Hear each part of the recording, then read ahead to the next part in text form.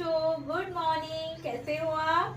मैं आपकी हिंदी टीचर। तो हमने पिछली कक्षा में क्या पढ़ा था? पार्ट ए जोकर, जो कविता थी। आपने वो कविता घर पे पढ़ी होगी और अपनी कॉपी में उसके प्रश्न उत्तर, सही गलत सब अपनी कॉपी में सुंदर राइटिंग में लिखा होगा। ठीक है बच्चों, तो अब हम आगे बढ़ते हैं। पार्ट 2 मैं आपको अगली कक्षा में पढ़ाऊंगी। आज मैं आपको पार्ट 3 सीता पढ़ाऊंगी। सीता एक पौराणिक कथा है। ठीक है, तो हाँ, आप सीता के बारे में पढ़ेंगे, मैं आपको पढ़ूंगी और समझाऊंगी। सीता के नाम से आपको क्या याद आ रहा है बच्चों? सोचिए। सीता जी राजा जनक की पुत्री थी और श्री रामचंद्र जी की पत्नी थी। ठीक है, और क्या याद आ रहा है? रामायण के बारे में याद आ रहा होगा आपको, रामलीला के बारे में याद आ रहा होगा। रामायण में कौन कौन से कैरेक्टर थे? राम जी, लक्ष्मण जी, सीता जी, हनुमान जी, सुग्रीव जी, रावण, वानर सेना, है ना? तो आपको ये सब याद आया? आपने रामायण टीवी में देखी होगी ना, और रामलीला भी देखी होगी आपने, है ना? तो आज हम सीता जी के बारे में पढ़ेंगे। तो रावण सीता जी को अपहरण कर कहाँ ले गया था? लंका ले गया था। और राम जी ने वानर सेना द्वारा रावण का वध करके सीता जी को लंका से वापस लेकर आए थे, है ना? तो आज हम सीता जी के बारे में पढ़ेंगे। ठीक है बच्चों, आगे बढ़ते हैं। पार्ट 3 सीता। बहुत समय पहले की बात है। राजा जनक के कोई संतान नहीं थी। वे प्रजा को ही अपनी संतान मानते थे। एक बार उनके राज्य में वर्षा नहीं हुई। सर्वत्र सूखा पड़ गया। लोग भूख से मरने लगे। चारों ओर त्राही त्राही मच गई। राजा जनक के कोई संतान नहीं थी। संतान मतलब औलाद, बच्चे। हम अपनी माता पिता की संतान है ना, है कि नहीं? है ना? ठीक है, तो और उनके राज्य में एक बार वर्षा नहीं हुई, तो सर्वत्र मतलब चारों ओर सूखा पड़ गया। लोगों को खाना नहीं मिला, क्योंकि जब सूखा पड़ जाएगा तो अनाज कैसे होगा, फसलें कैसी होगी? तो उससे सूखा पड़ने से लोगों को खाना नहीं मिला, तो लोग भूख से मरने लगे। चारों ओर त्राही त्राही मच गई। त्राही त्राही मतलब हाहाकार। आगे, इस समस्या का समाधान निकालने के लिए राजा ने शास्त्रों के ज्ञाता, पंडितों एवं विद्वानों को बुलाया। सबने विचार करके सलाह दी कि यदि राजा और रानी खेत में सोने का हल चलाएं तो वर्षा अवश्य होगी। उनकी सलाह मानकर राजा और रानी खेत में हल चलाने हेतु गए। अब इस समस्या का समाधान निकालने के लिए उन्होंने क्या किया? समाधान मतलब क्या होता है? हल। हम किसी चीज का सॉल्यूशन निकालते हैं, उसको हिंदी में समाधान या हल कहते हैं। तो राजा ने शास्त्रों के ज्ञाता, पंडितों और विद्वानों को बुलाया। तो उन्होंने राजा और रानी को क्या सलाह दी? खेत में जाकर किसका हल चलाएं? सोने का हल चलाएं।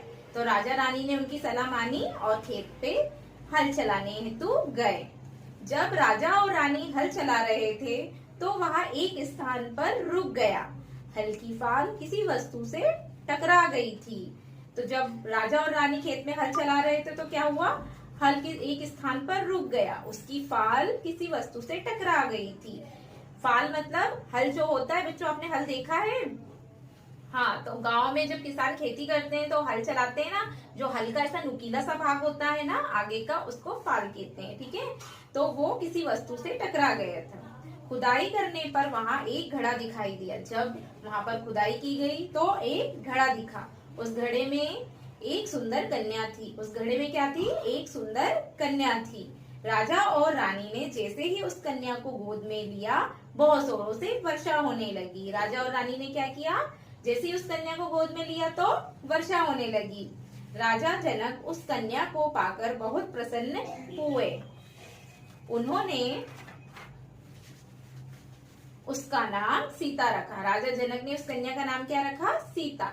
जब वह बड़ी हो गई तो राजा जनक ने उसका विवाह करने की घोषणा की। जब सीता जी बड़ी हो गई तो राजा जनक ने क्या किया? उनकी विवाह करने की घोषणा की। उनके महल में भगवान शिव का एक पुराना व भारी धनुष था।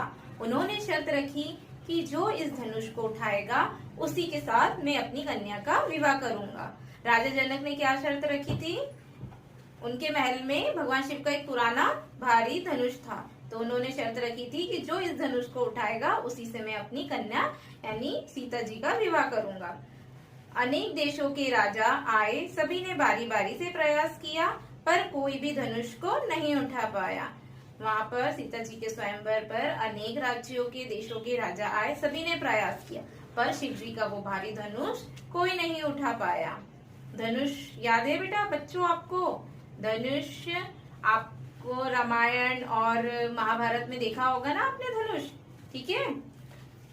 आगे श्री रामचंद्र और लक्ष्मण भी अपने गुरु के साथ वहां पहुंचे। रामचंद्र जी ने धनुष उठाया, जब वे उसकी डोरी कसने लगे तो धनुष टूट गया। रामचंद्र जी ने धनुष को उठा लिया और जब वो उसकी डोरी कस रहे थे तो धनुष टूट गया। शर्त के अनुसार सीता जी का विवाह रामचंद्र जी के साथ हो गया। सीता जी का विवाह किसके साथ हुआ? श्री रामचंद्र जी के साथ। ठीक है, आपको ये कथा समझ में आई बच्चों? क्योंकि आप तो रामायण और रामलीला के बारे में जैसे तो जानते ही हैं, तो आपको ये कथा जरूर समझ में आई होगी। तो आप घर में इसको फिर से पढ़िएगा और अपने मम्मी पापा से भी सीता जी के बारे में, रामायण के बारे में पूछ सकते हैं। तो टीवी में भी रामायण आता है ना, आप उसे भी देख सकते हैं। तो आगे हम शब्दार्थ पढ़ेंगे। पाठ 3, सीता शब्दार्थ। संतान, औलाद। संतान का अर्थ क्या है? औलाद। औलाद या बच्चे, हम अपने माता पिता की संतान है, औलादे बच्चे हैं, है ना। समाधान, समाधान मतलब हल। जब कोई समस्या आ जाती है तो हम उसका सॉल्यूशन निकालते हैं ना, तो उसको हिंदी में समाधान या हल बोलते हैं। कन्या, कन्या मतलब लड़की। सर्वत्र, सर्वत्र मतलब चारों ओर। फाल, हल के आगे का नुकीला भाग, है ना। हल के आगे का जो नुकीला भाग होता है उसको फाल कहते हैं, ठीक है। घोषणा, ढिंडोरा, मुनादी। त्राही, त्राही, हाहाकार। ठीक है बच्चों, समझ में आया आपको? जब आप ये पाठ कथा स्टार्ट करेंगे अपनी कॉपी में तो पहले शब्दार्थ से ही शुरू करना है आपको, है ना। तो इसके प्रश्न उत्तर मैं आपको एडिसेट में होमवर्क में दूंगी, पर ये पाठ हम आगे कंटिन्यू करेंगे, है ना। क्योंकि प्रश्न उत्तर मैं आपको एडिसेट में होमवर्क में दे दूंगी और उसके आगे भी और भी इसमें जो कार्य है वो हम कंटिन्यू अगली कक्षा में करेंगे।